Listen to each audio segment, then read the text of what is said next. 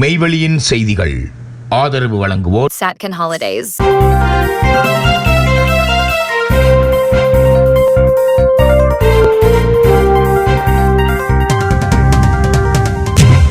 வணக்கம். மெய்வெளியின் செய்திகள் வாசித்தளிப்பவர் சுகன்யா பிரேம். முதலில் இலங்கை செய்திகள்.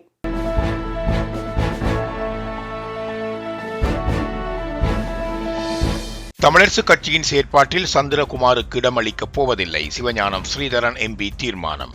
தாம் தமிழரசுக் கட்சியிலேயே உள்ளதாகவும் தம்மை யாரும் கட்சியிலிருந்து கலைக்கவில்லை என்றும் பாராளுமன்ற உறுப்பினர் சிவஞானம் ஸ்ரீதரன் தெரிவித்துள்ளார்.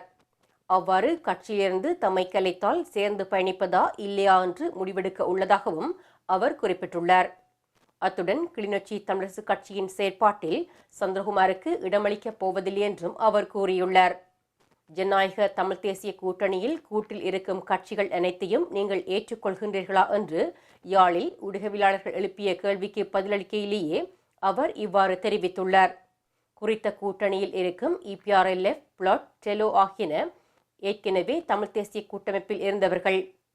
இன்னொரு கட்சியான சந்திரகுமாரது கட்சி இறுதி யுத்தத்தில் இறந்தவர்கள் அனைவரும் விடுதலை புலிகளே என்று கூறிய தரப்பினர் என்றும் அவர் சுட்டிக்காட்டியுள்ளார். சந்திரகுமாரது கட்சி தற்போது தமிழ் தேசியம் பேசினால்தான் வாக்கெடுக்கலாம் என்று எண்ணுவதாகவும் அவர்களுடன் இணைந்து பயணிப்பது இயலாத ஒன்று என்றும் பாராளுமன்ற உறுப்பினர் சிவஞானம் ஸ்ரீதரன் தெரிவித்துள்ளார். இது தொடர்பில் தாம் மத்திய குழு கூட்டத்திலும் கூறியுள்ளதாக இலங்கை தமிழரசுக் கட்சியின் பாராளுமன்ற உறுப்பினர் சிவஞானம் ஸ்ரீதரன் தெரிவித்துள்ளார். மஹிந்த ராஜபக்சவுக்கு சொந்தமான 8 வங்கி கணக்குகளில் 930 பில்லியன் ரூபாய் பணம். முன்னாள் ஜனாதிபதி மஹிந்த ராஜபக்சவுக்கு சொந்தமான 8 வங்கிக் கணக்குகளில் 930 பில்லியன் ரூபாய் பணம் இருப்பதாக தெரிவித்து சமூக வலைத்தளங்களில் திட்டமிட்ட முறையில் அவதூறு பரப்புரைகள் முன்னெடுக்கப்படுவதாக கூறி ஸ்ரீலங்கா பொதுஜன பெரமுனவின் இளைஞர் முன்னணியினர் இன்று காலை குற்றப்புலனாய்வு திணைக்களத்தில் முறைப்பாடு ஒன்றை அளித்தனர். தேசிய மக்கள் சக்தியின் சமூக வலைத்தள கணக்குகளின் ஊடாக இவ்வாறான போலி செய்திகள் பரப்பப்பட்டு வருவதாக சுட்டிக்காட்டியுள்ள அவர்கள் இதன் மூலம் முன்னாள் ஜனாதிபதியின் நட்பெயருக்கு களங்கம் விளைவிக்க முயற்சிப்பதாக தெரிவித்தனர். இந்த முறைப்பாட்டை முன்வைப்பதற்காக ஸ்ரீலங்கா பொதுஜன பெரமுனவின் செயற்குழு உறுப்பினர் பசன் ஹஸ்தூரி, கொழும்பு மாநகர சபை உறுப்பினர் பிந்து எனப்படும் தயாகாந்த பெரேரா மற்றும் கட்சி உறுப்பினர் நிஷாந்த் ஆகியோர் குற்றப்புலனாய்வு திணைக்களத்திற்கு வருகை தந்திருந்தனர். உண்மைக்கு புறம்பான இவ்வாறான அனாவசியமான பரப்புரைகளை மேற்கொள்பவர்களுக்கு எதிராக சட்டம் கடுமையாக நடைமுறைப்படுத்தப்பட வேண்டுமென இதன்போது அவர்கள் வலியுறுத்தினர். வெடுக்குநாரி மலை விவகாரம் புத்த சாசன அமைச்சரின் கருத்து பௌத்த மயமாக்கலின் வெளிப்பாடே. தவபாலன் தெரிவிப்பு. வவுனியா வடக்கு வெடுக்குநாரி மலை தமிழர்களின் பூர்வீக நிலமாகும். புத்த சாசன அமைச்சரின் கருத்து பௌத்தமயமாக்கலின் வெளிப்பாடே என தமிழ் தேசிய மக்கள் முன்னணியின் வவுனியா மாவட்ட அமைப்பாளர் தவபாலன் தெரிவித்துள்ளார். வவுனியாவில் இன்று நடைபெற்ற ஊடக சந்திப்பின் போதே அவர் இவ்வாறு தெரிவித்தார். புத்த சாசன அமைச்சர் வெடுக்குநாரி மலை பௌத்தத்திற்கு உரியது என கூறியுள்ளார். இதனை ஏற்க முடியாது. வவுனியா வடக்கு வெடுக்குநாரி மலை ஆலய வழிபாடுகளுக்கு செல்பவர்களை கடந்த அரசாங்கங்களைப் போன்று JVP அரசாங்கமும் கைது செய்ய முனைகின்றதா என்ற கேள்வி எழுகின்றது. வெடுக்குநாரி மலை ஆலயம் அமைந்துள்ள இடத்தில் இருந்து 15 கிலோமீட்டர் தூரத்திற்குள் தான் 24 மில்லியன் ரூபாய் செலவில் JVPயால் கொண்டுவரப்படுகின்ற கிவில் ஓயா திட்டம் செயற்படுத்தப்பட இருக்கின்றது. மிகப்பெரிய காடுகளை அழித்து இந்த கிவில் ஓயா திட்டம் கொண்டுவரப்பட இருக்கின்றது. அதற்கு எதிரான விமர்சனங்கள், போராட்டங்கள் இடம்பெற்று வரும் நிலையில் வெடுக்குநாரி மலை தொடர்பில் புத்த சாசன அமைச்சர் தெரிவித்த கருத்தும் வவுனியா வடக்கை முழுமையாக ஆக்கிரமித்து சிங்கள பௌத்தமயமாக்கலைத்தான் JVPயும் கொண்டு செல்கின்றதா என்ற கேள்வியை எழுப்புகின்றது. அந்த வகையில் பௌத்தமயமாக்கலை மேற்கொள்கின்ற மற்றும் மலைகள், தொல்லியல் சின்னங்கள் இருக்கின்ற இடங்களையும் பௌத்தமயமாக்குகின்ற செயற்பாட்டை வன்மையாக கண்டிக்கின்றோம். இங்கு சைவ வழிபாடு நீண்ட காலம் இடம்பெற்று வந்திருக்கின்றது. 2024ஆம் ஆண்டு சிவராத்திரி வழிபாட்டில் குழப்பத்தை ஏற்படுத்தினார்கள். நாங்கள் சிறை வரை சென்று வந்துள்ளோம். எந்த துன்பங்கள் வந்தாலும் எங்களது ஆலயத்தையும் வரலாற்றையும் விட்டுக் கொடுக்க தயாராக இல்லை. அது தமிழர்கள் வாழ்ந்த பூர்வீக நிலம். 1990 காலப்பகுதியில் இந்த ஆலயத்தில் வழிபட்டமைக்கான ஆதாரங்கள் கூட உள்ளன. பல ஆதாரங்கள் மற்றும் முன்னர் வாழ்ந்தவர்களது வரலாற்று கருத்துக்கள் இருக்கின்றது. இது முற்றுமுழுதாக தமிழர்களது பூர்வீக இடம். அங்கு சைவ வழிபாட்டை அளிப்பதற்கும் பௌத்தமயமாக்கலை மேற்கொள்வதற்கும் ஜேவிபி எடுத்து வரும் முயற்சியை ஒருபோதும் அனுமதிக்க முடியாது. இவர்களது செயற்பாடு இவ்வாறு தொடருமானால் மக்களை திரட்டி பெரிய அளவிலான போராட்டங்களை எல்லா இடங்களிலும் நடத்தும் நிலைக்கு நாங்கள் தள்ளப்படுவோம். வெகு விரைவில் வெடுக்குநாரைமலை ஆதிலிங்கேஸ்வரர் ஆலயத்தை பாதுகாப்பதற்காகவும் புத்த சாசன அமைச்சரின் கருத்துக்கு எதிராகவும் மக்களை திரட்டி போராட தயாராகி வருகின்றோம். அதற்கான அழைப்பையும் விடுக்கின்றோம். அனைத்து தரப்புகளும் எமது வழிபாடுகளை பாதுகாக்கின்ற அத்தனை அமைப்புகளும் அரசியல் கட்சிகளும் ஒன்றிணைந்து இந்த செயற்பாட்டுக்கு ஒத்துழைப்பு வழங்க வேண்டும். இந்த போராட்டத்தை பெரிய அளவில் செய்து எமது இருப்பை பாதுகாக்க வேண்டும் என தெரிவித்தார். தைட்டி ஆக்கிரமிப்பு விகாரையினால் நிலமிழந்த மக்கள் அவசர சந்திப்பு. தையிட்டி நிலங்களை அளவிட்டு விடுவிப்பதாக அமைச்சர் சந்திரசேகரன் கடந்த வாரம் 11ஆம் தேதி அறிவித்தாலும் அங்குள்ள சட்டவிரோத விகாரையின் நிலை குறித்து தெளிவாக அறிவிக்கவில்லை என்ற நிலையில் அதன் பின்னணி குறித்த கலந்துரையாடல் ஒன்று பல்தரப்பட்டவர் பிரசன்னத்துடன் நேற்று யாழ்ப்பாணத்தில் நடைபெற்றது. யாழ் தந்தை செல்வா அரங்கில் தையிட்டி ஆக்கிரமிப்பு விகாரையினால் நிலமிழந்த மக்களால் இந்த கலந்துரையாடல் முன்னெடுக்கப்பட்டது. குறித்த கலந்துரையாடலின் போது பேச்சுவார்த்தைக்கு மத்தியில் விகாரியை பதிவு செய்யும் முயற்சிகளும் தொடர்வதாக சுட்டிக்காட்டப்பட்டதுடன் குறிப்பாக அதி உயர் பாதுகாப்பு வலயத்தில் இருந்து காணிகள் விடுவிக்கப்பட்டதாக அரசு கூறினாலும் அது இன்னமும் முறைப்படி வர்த்தமானியில் வெளியிடப்படவில்லை என்றும் சுட்டிக்காட்டப்பட்டது. அத்துடன் அரசின் மறைமுக உள்நோக்கங்களையும் சதித்திட்டங்களையும் புரிந்து கொண்டு ஆக்கிரமிக்கப்பட்ட தமிழர் நிலங்களை மீட்க பின்பற்ற வேண்டிய எதிர்கால அணுகுமுறைகள் குறித்து இந்த கலந்துரையாடல் அமைந்தது. யாழ்ப்பாணத்தின் 8 நூற்றாண்டுக்கும் மேலான வரலாற்று நூல். யாழ்ப்பாணத்தின் சுமார் 8 நூற்றாண்டுகளுக்கும் மேலான ஆரம்பகால வரலாற்றை ஆதாரங்களின் அடிப்படையில் விளக்கும் புதிய நூலை வெளியிட்டிருக்கும் பேராசிரியர் எஸ். பத்மநாதன் யாழ் மாவட்டத்தில் கண்டெடுக்கப்பட்ட கல்வெட்டுக்களை ஆராய்ந்ததன் மூலம் மிக நீண்ட காலத்திற்கு முன்னரான சமூகம் மற்றும் பண்பாட்டை அடையாளம் காண முடிந்திருப்பதாக தெரிவித்துள்ளார். பேராசிரியர் எஸ். பத்மநாதனின் கிறிஸ்துக்கு முன் 300 தொடக்கம் கிறிஸ்துக்கு பின் 500 வரையான காலப்பகுதியில் யாழ்ப்பாணத்தின் பண்டைய நாகரிகம், சமுதாயம் மற்றும் கலாச்சாரம் குறித்த பார்வை என்னும் ஆய்வு நூலின் வெளியீட்டு விழா கடந்த வார இறுதியில் கொழும்பிலுள்ள சினமன் கிராண்ட் ஹோட்டலில் நடைபெற்றது. பேராசிரியர் பத்மநாதனின் இந்த நூல் யாழ்ப்பாணத்தின் சுமார் 8 நூற்றாண்டுகளுக்கு மேலான ஆரம்பகால வரலாற்றை, குறிப்பாக நாகர்களின் வரலாற்றை மிக நுணுக்கமாகவும் தெளிவாகவும் ஆராய்கின்றது. தொல்பொருளியல் சான்றுகள் மற்றும் ஒப்பீட்டு வரலாற்று ஆய்வுகளின் அடிப்படையில் எழுதப்பட்டுள்ள இந்த நூல் யாழ் மாவட்டத்திற்கே உரிய தனித்துவமான பொருளாதாரம் மற்றும் கலாச்சாரத்தை பின்பற்றி வாழ்ந்த ஒரு சமூகம் பற்றிய கதையை வாசகர்களுக்கு கூறுகின்றது. சிரேஷ்ட ஜனாதிபதி சட்டத்தரணி கே. கனக ஈஸ்வரன் பிரதம விருந்தினராக கலந்து கொண்ட இந்த நிகழ்வில் கலாநிதி J.M. சுவாமிநாதன், கலாநிதி B.A. ஹுசைன்மியா மற்றும் கலாநிதி ஜஹான் பெரேரா ஆகியோர் சிறப்புரை ஆற்றினர். அதன்படி பகிரப்பட்ட பொதுவான வரலாற்று கூறுகளை எடுத்துரைப்பதன் ஊடாக சமூகங்களை ஒன்றிணைக்கும் சக்தியாக இந்த நூல் காணப்படுவதாக சுட்டிக்காட்டிய ஜனாதிபதி சட்டத்தரணி கனக ஈஸ்வரன், வரலாறு என்பது கடந்த காலத்தை பற்றியது மாத்திரமல்ல, மாறாக அது உள்ளீர்த்தல், நீதி மற்றும் எமது எதிர்கால சந்ததியினருக்கு நாம் விட்டுச் செல்ல விரும்பும் நாடு என்பன பற்றிய இன்றைய தேர்வுகளுக்கான வழிகாட்டியுமாகும் என குறிப்பிட்டார். அதேவேளை அறிவை தரும் அறிஞர்கள் பலர் இருப்பதாகவும், இருப்பினும் ஒரு நாடு தன்னைத்தானே புதிய கோணத்தில் பார்ப்பதற்கு உதவும் மிகச் சில அறிஞர்களில் பேராசிரியர் பத்மநாதனும் அடங்குவதாகவும் கலாநிதி ஜஹான் பெரேரா தனது உரையில் பாராட்டு வெளியிட்டார். அதேபோன்று நிகழ்வில் உரையாற்றிய கலாநிதி ஹுசைன்மியா, கல்வெட்டு ஆதாரங்களின் அடிப்படையில் யாழ்ப்பாண பகுதியில் ஒரு தனித்துவமான தமிழ் அரசியல் கட்டமைப்பு உருவானமைக்கான சாத்தியப்பாடுகள் இந்த நூல் முன்வைப்பதாக தெரிவித்தார். நிறைவாக நிகழ்வில் உரையாற்றிய பேராசிரியர் பத்மநாதன், கடந்த 100 ஆண்டுகளில் அகழ்வாராய்ச்சிகள் மூலம் கிடைக்கப்பெற்ற இதுவரை பயன்படுத்தப்படாத வரலாற்று தகவலின் அடிப்படையிலேயே இந்த நூல் எழுதப்பட்டிருக்கின்றது. யாழ் மாவட்டத்தில் கண்டெடுக்கப்பட்ட கல்வெட்டுக்களை ஆராய்ந்ததன் மூலம் மிக நீண்ட காலத்திற்கு முன்னர் நிலவிய சமூகம் மற்றும் பண்பாட்டை எம்மால் அடையாளம் காண முடிந்துள்ளது என்றார். யாழ்ப்பாணத்தில் சிறுமி ஒருவரை தவறான நடத்தைக்குட்படுத்திய சந்தேக நபர் கைது. கடந்த சில தினங்களுக்கு முன்னர் யாழில் சிறுமி ஒருவரை தவறான நடத்தைக்கு உட்படுத்திய சந்தேக நபர் ஒருவர் புதன்கிழமை போலீசாரால் கைது செய்யப்பட்டுள்ளார்.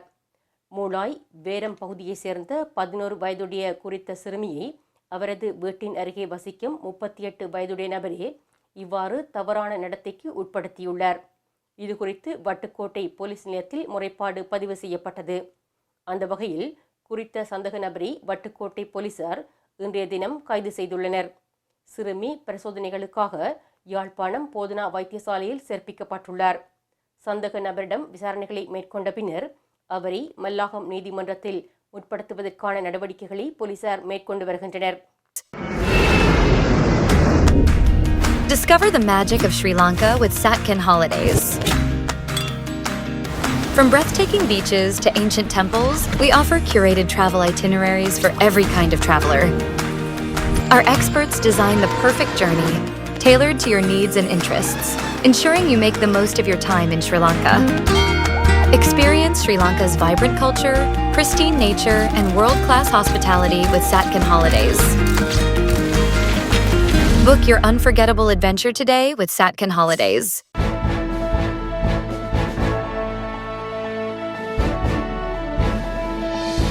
தொகுதி மறுவரையறை மசோதா நகலை தீயிட்டு எரித்து தமிழக முதல்வர் ஸ்டாலின் தலைமையில் போராட்டம்.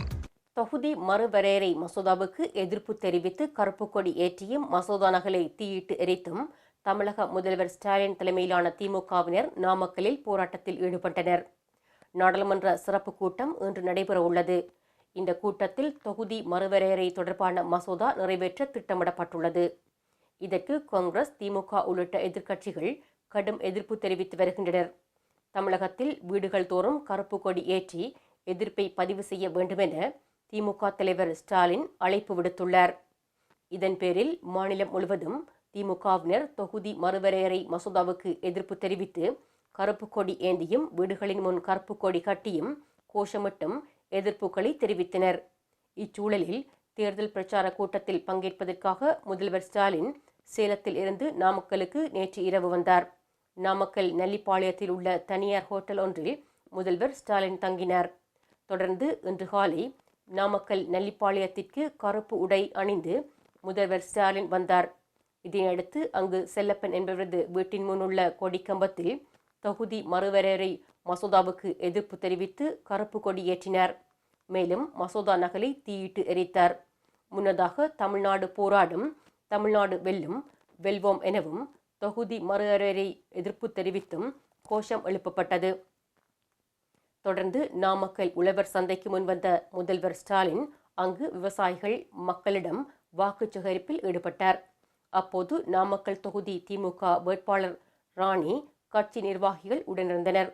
இன்று நடைபெற்ற போராட்டம் குறித்து தமிழக முதல்வர் வெளியிட்ட எக்ஸ் பதிவில், தமிழ்நாடெங்கும் எதிர்ப்பு தீ பரவட்டும், பாசிச பாஜகவின் ஆணவம் வீழட்டும், அன்று தமிழ்நாட்டில் பற்றத் தொடங்கிய இந்தி எதிர்ப்பு தீ டெல்லியை சுட்டெரித்தது, டெல்லி பணிந்த பின்பே எங்கள் தீ தணிந்தது, இன்று தமிழரை சொந்த நாட்டில் அகதிகளாக்கும் கருப்பு சட்டத்தின் நகலை எரித்து மற்றுமொரு தீயினை பற்ற வைத்திருக்கின்றேன். இந்த தீயும் திராவிட நாடெங்கும் பரவும், பாஜகவின் ஆணவத்தை அடக்கி காட்டும், தமிழ் எங்கள் பிறவிக்கு தாய், இன்பத் தமிழ் எங்கள் வளமிக்க உளமுற்ற தீ என தெரிவித்துள்ளார்.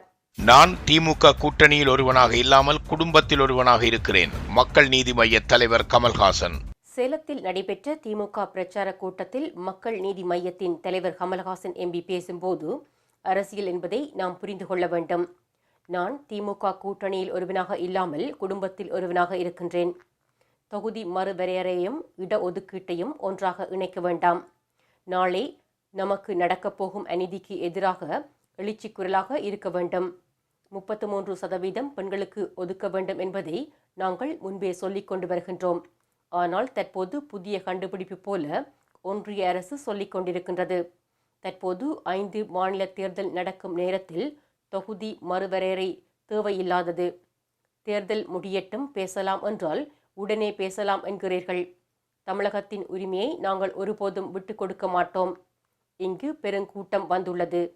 எந்த அசம்பாவிதமும் இல்லை, ஒரு விபத்தும் இல்லை.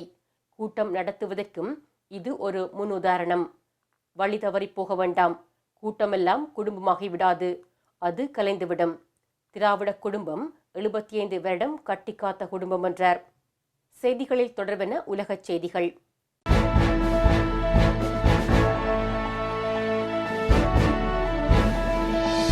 ஹார்முஸ் நீரிணை முடக்கத்தை அமெரிக்கா கைவிட வேண்டும், சவுதி அரேபியா வலியுறுத்தல்.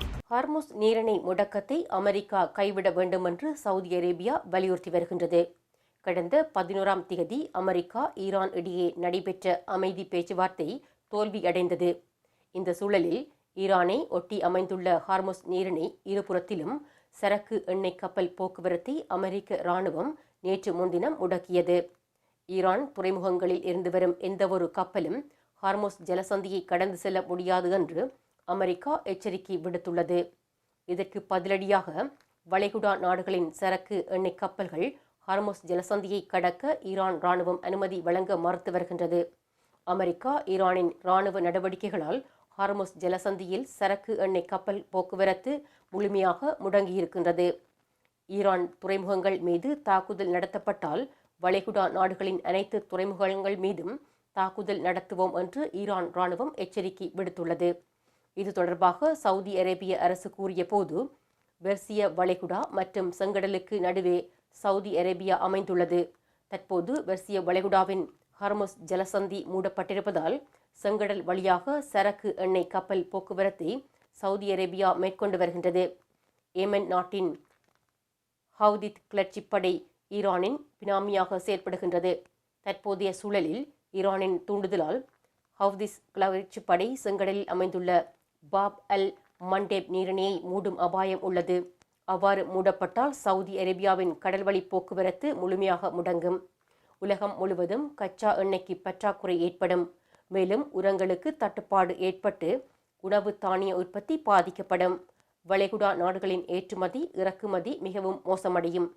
எனவே ஹார்முஸ் நீரிணை முடக்கத்தை அமெரிக்கா கைவிட வேண்டும். இவ்வாறு அந்த வட்டாரங்கள் தெரிவித்துள்ளன. பிரான்சில் தாயையும் மகளையும் கொன்ற நிரோசன் என்பவருக்கு ஆயுள் தண்டனை.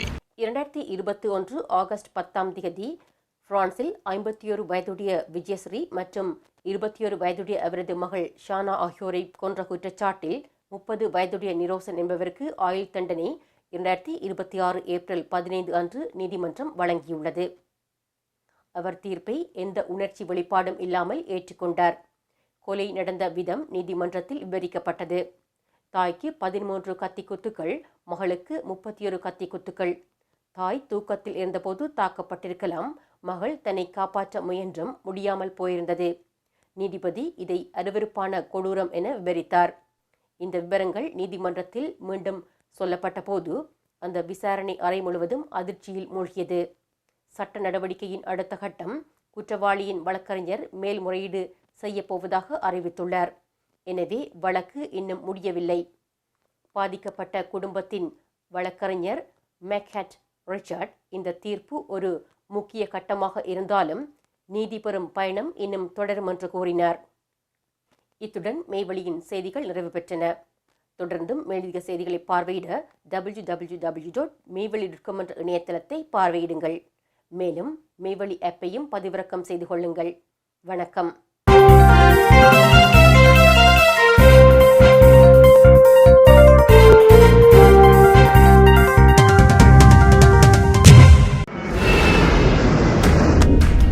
Discover the magic of Sri Lanka with Satkin Holidays. From breathtaking beaches to ancient temples, we offer curated travel itineraries for every kind of traveler. Our experts design the perfect journey, tailored to your needs and interests, ensuring you make the most of your time in Sri Lanka.